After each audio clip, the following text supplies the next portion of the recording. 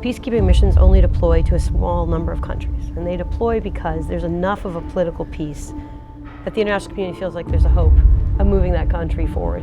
And in these environments, you have armed actors who are still operating outside of state control.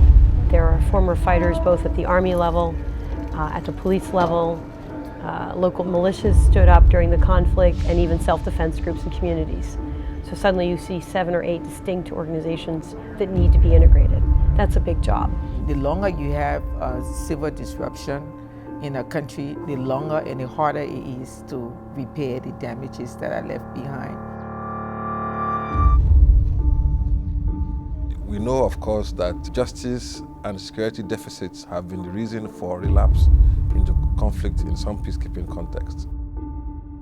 You find that in many conflicts, conflict arose because armed personnel have, instead of protecting people, have been victimizing them. So the challenge is, how do we redesign the social contract to make sure that these armed forces respond to constitutional order? For a peace to move on, you need support to rule of law. You need governance to begin and take hold.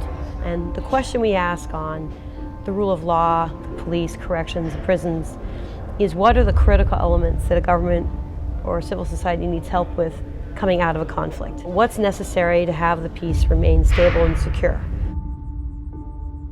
If you want a system to develop, you have to do it holistically. You cannot develop police without developing prosecution. You cannot develop prosecution without developing the court system. And the same with correction. These institutions are interlinked. It doesn't make sense arresting criminals when there are no prisons to put them in. Arresting criminals when there are no courts to try them. So you need to ensure that justice and security are provided as part of peacekeeping so that there is no relapse into conflict. So we first need to secure the environment to allow development to take place.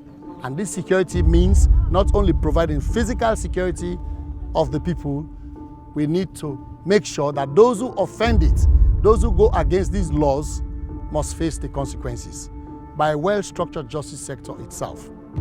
Within the peacekeeping operation, of course you have the military part, the blue helmet that everyone knows, but you have also another part that is essential in building a peace and sustaining peace.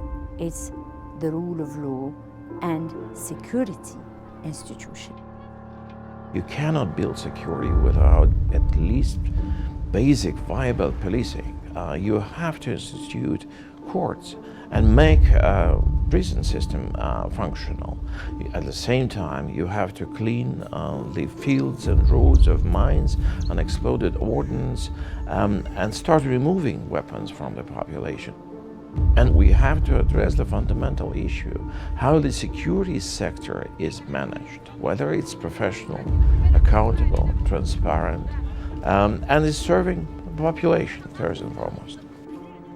So frequently missions are tasked to bring with them police, corrections, judicial officers, and part of what would be a rule of law team to help a government move forward. This is particularly tough in areas where there aren't always well-built roads and operating environments where remote locations are hard to reach. And so a lot of the countries today that peacekeeping deploys to face that kind of challenge. But having then the right people who can assess what a government's capabilities are is vital. So take, for example, that poor ordinary woman who has been raped in Eastern Congo. What would it take to make her feel safer? Imagine if the soldiers have new uniforms, new guns, they dress more sharply. Do you think that will make that woman feel safer? No. Because if she doesn't feel that there's a way of controlling them, actually you're making her feel more threatened. So the element of what makes her feel safer must include laws that she knows these people have to obey. If they don't obey, there will be consequences. It's a very powerful thing. There's no other way that I see expressed the legitimacy and credibility of the international system volunteering to come forward, provide personnel of all stripes and service to help work with local parties to a peace. And that, in a way, is the power of the UN. It sends out, we hope, innovators, brave people who can constantly do that. So we think it's a really invaluable, very important tool, and we've seen its role around the world trying to bring a stable peace to countries that otherwise wouldn't have a good chance of that. Peacekeepers are early peace builders that help national authorities rebuild their rule of law after a conflict.